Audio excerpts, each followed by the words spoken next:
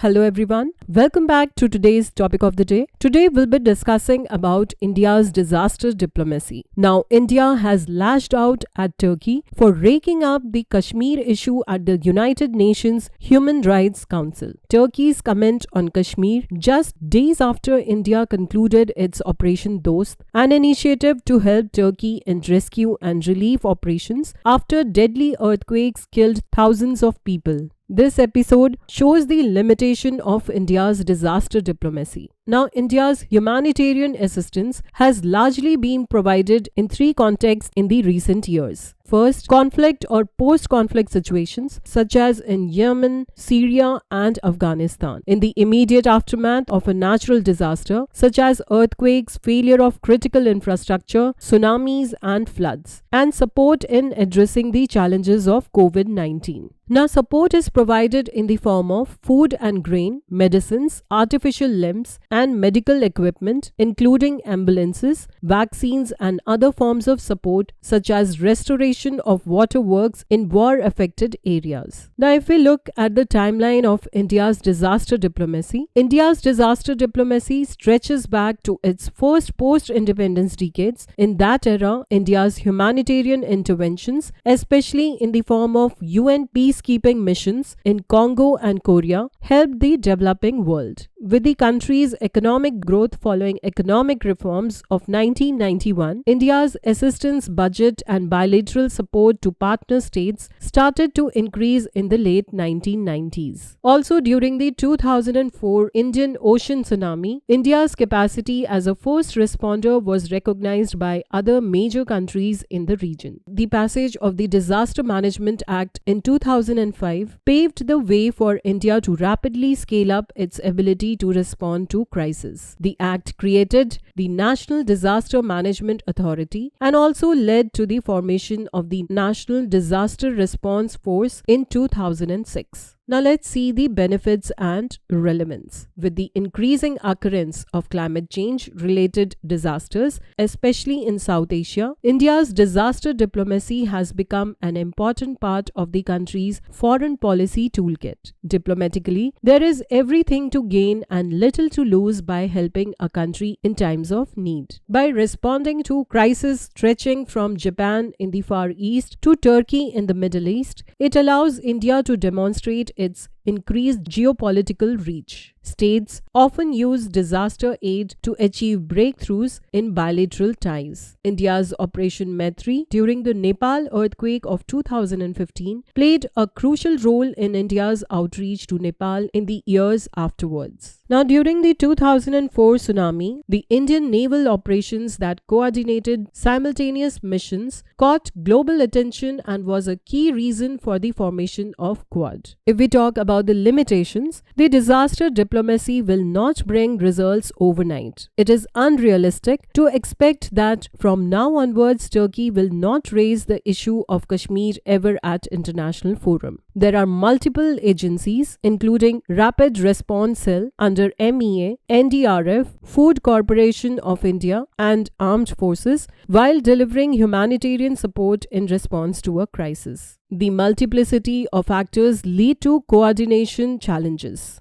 Also, the public diplomacy such as HADR capacities needs to be done in a humble way. During India's assistance to Nepal in 2015 earthquake, many Nepalis felt insulted by Indian media's loud portrayal of India as Nepal's big brother. Now coming to the recommendations, to avoid coordination challenges, the Ministry of External Affairs should spearhead the coordination of humanitarian response given the mandate to lead on matters of foreign relations. Enhanced budgetary allocations should be made for disaster management related expenditures. Also, the emerging forums like the Quad should be utilized for humanitarian assistance and disaster relief. Now that was little bit about the topic. Let's take a practice question. What was the name of the India's humanitarian assistance and disaster relief operation to assist Turkey and Syria in the aftermath of February 2023 earthquake? Option A, Operation Madad. Option B, Operation Insaniyat.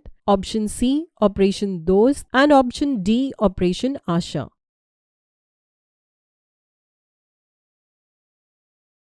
Now the correct answer is C, that is Operation DOST. I hope you liked the video and found the information useful. You may also check out our daily current affairs section on our website, and for more such videos, stay tuned to Next IAS YouTube channel.